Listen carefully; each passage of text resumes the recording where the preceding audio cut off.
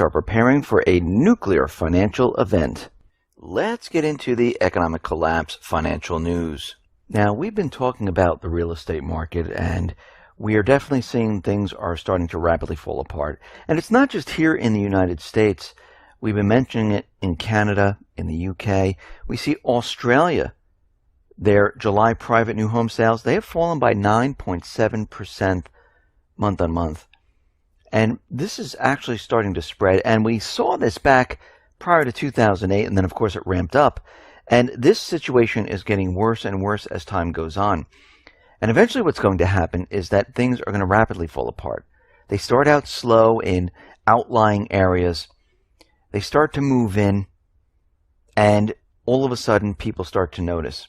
And, of course, when people start to notice, you'll see the corporate media, the U.S. government, the central bank come in saying, listen, yes, it's a slowdown of real estate, but everything's contained. Well, we know from the past that this is going to be a lie, because we realize and understand that, yes, real estate can go down. Real estate can crash. And throughout this entire period from 2008 up to now, we know what they've been doing to prop this system up. I mean, really think about what they've done. The central bank has purchased all the toxic real estate since 2008. It's still on their books. Can't get rid of it. The banks receive free money. They don't loan it out to the people. They send it right to the stock market to pump the market up. The banks are instructed, those people who are in foreclosure, don't let them out on the market. Let them live there. Take care of the homes. Let's drive prices up. Let's give free money to the hedge fund investment companies. Let them buy thousands of homes, townhouses, houses, apartment buildings. Don't sell it, rent it out if you can. If not, well, just hold on to it. Don't let them out on the market. Get foreign investors into this system. Have them pay cash. In the meantime, mortgage companies have been laying off. Think about what happened prior to 2008 with the subprime securities. How many people owned 1, 2, 3 houses? How many speculators were out there? How many people were defaulting? Well, here we are again. But this time it's much worse, and it's spreading all over the place.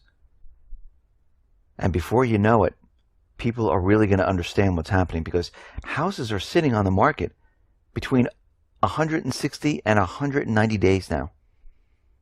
And no one's coming to look. Now, is it happening in every single area exactly the same? No. But it's starting to spread, and spread quickly. And people are writing in saying, yes, it is in my area. I've noticed it. What a big change. Realtors are saying there's a bit of a change. Now, of course, they didn't understand this back in 2007, 2008, and they don't understand it today. We see the retail market is continually falling apart. Aéropostale, they might be laying off 10,000 retail employees. This system cannot be sustained. Stores cannot stay open without people purchasing. And we see U.S. personal spending is declining. It is slowed once again. That's the term they like to use. It's slowing. Well, what's happening is people don't have the funds. If they are continually losing their jobs, and they're going from a high-paying job, and they're getting laid off, they go on unemployment for a little while, might have a severance.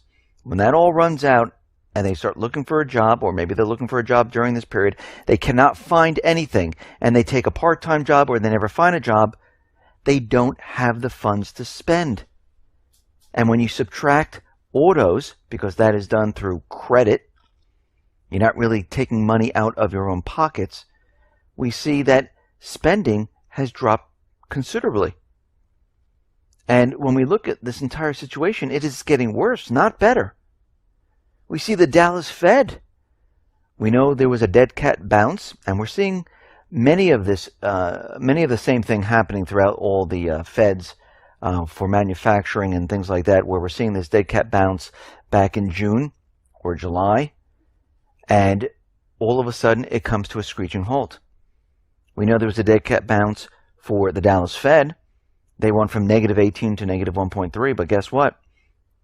In August, it plunged back down to -6.2, and it's contracting for the 20th month in a row.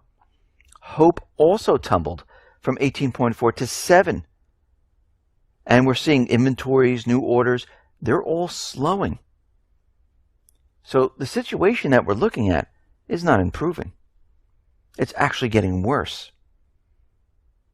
And as we continually watch this and track this and see this with our own eyes, we see how this economy is continually deteriorating. Just like those individuals in The Big Short watched the subprime crisis. They watched the housing market and said, okay, something's wrong here. The whole thing's falling apart, and we're watching it in real time. We're doing the same thing now with the economy. And believe me, you'll be better off knowing what is going on here to prepare for what is coming. We see that U.S. government, the central bankers, a Harvard professor, they are pushing a plan to abolish cash. Kenneth Rogoff, the Thomas D. Cabot Professor of Public Policy at Harvard University and former chief economist of the International Monetary Fund, well, he's looking to get rid of cash. Hundreds, 50s, and 20s. They'll keep 10s, 5s, and 1s. Why would they want to do this? What would be the purpose of this?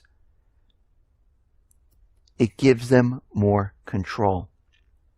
Remember what is coming and what is coming afterwards. They're preparing the public because when this system starts to implode on itself, people are going to try to get cash. And most likely they'll want bigger bills. Now I know they're saying, oh, this is for drug money, this is for crimes. Believe me, all these individuals, they commit crimes without using 100s, 50s, and 20s. This is to control the people and what they take out of the bank. To slow it down, to stop it. And to get people used to an electronic currency. So the government, the central banks, have full control in what you do. Today, if you have $1,000 in cash in your home, they can't flip a switch and say, see, we just took it away from you. They can't do it because you have it in your hands. If it's in your bank and something happens, or they decide, we don't want you to move this money, take this money, or do anything else, they flip a switch. And they say, okay, it's locked. They did it in Cyprus. It's called a bail-in. They held each person's funds hostage and said, what we will allow is for you to take out, I don't know, $200-300 a week. That's it. The rest you cannot touch. You can't transfer out. You can't take it all out. Nothing. And for the money that we're going to take from you, we'll give you worthless bank stock. We see there's a new SEC rule on money market funds, which is going to take effect on October 17, 2016. Now, the October SEC rule will change the valuation of money market funds. The funds will be marked to market, and the SEC thinks this will prevent another run during a crisis. But really think about what they're doing here. The rule exempts funds who invest only in government paper. So everything else is perceived to be risky, so it must be marked to market for transparency. But if it is a pure government fund, the rules don't apply. So when you hear this, what does this mean? Well, this means more people are going to be sending cash into treasuries. Because as we know, countries are dumping treasuries. As we know, they need a buyer of treasuries. And they're going to use the people. They're going to force them into purchasing treasuries. That's what this rule is really for. We see Barney Frank is out there. And he is telling Janet Yellen, and remember, Barney Frank was one of the architects of the 2010 Dodd-Frank Wall Street Reform Act. He's telling Yellen that it would be a huge mistake for the Federal Reserve to raise interest rates before the election. Why would it be a huge mistake? Because it would risk destabilizing the markets and bringing down the economy. So we can see where this is headed. If the economy is so strong and it's doing so well and everyone out there is peddling fiction, why are they worried about raising interest rates before the elections? Because they know what would happen. It's never going to happen anyhow, but they know what would happen if they went ahead and they raised the interest rates. They know the entire system would fall apart.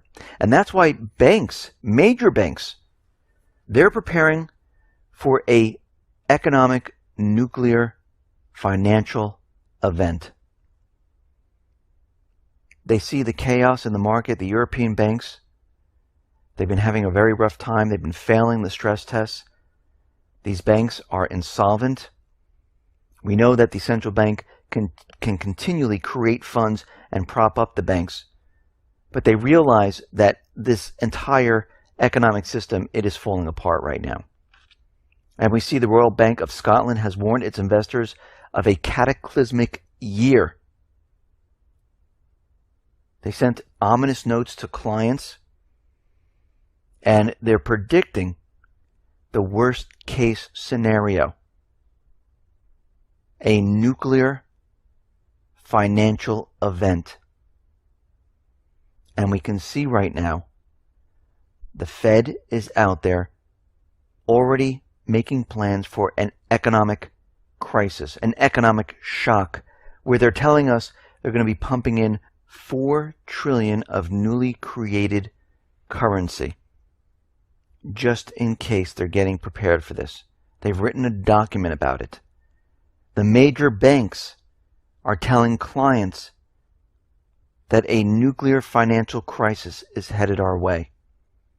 And by the way, the $4 trillion is more going to be like 15, 20 trillion when all is said and done, maybe even more. We know that's not even enough. Because they realize when this system comes down and the bond bubbles pop, the derivative market falls apart, just like the subprime security crisis, there'll be no stopping it. And they're just going to open the floodgates. And no one's going to tell them no. They're just going to do it.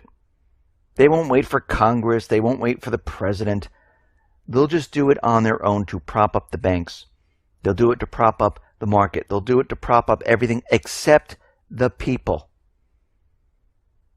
And at that point, you will see the bail-ins. You will see your currency, my currency, completely disappear. It will be frozen in limbo. And we will be in this new financial crisis, something that we have never seen before. Something so bad that people won't even know what is happening. And this is why you need to get ready and prepared. Think about it. During The Big Short, that movie, during that period, those individuals, and there were many others, they were looking at everything, analyzing it, saying, hey, what the central bank is saying, it doesn't make sense. Because when we actually went out and we took a look around and we look at the delinquency rate, it's not what they're telling us. They're telling us a lie, and here's the truth. Well, this is what we're doing. We're looking at the truth, and we see what they're lying about. And yes, there were hundreds of millions of people that believed the lie. There's hundreds of millions of people today that believe the lie. There's a few that understand what's happening. There's a few that realize that this system is coming down, and we better get ready. Listen, everyone, thanks a lot for listening. Be well, be safe, and especially be prepared.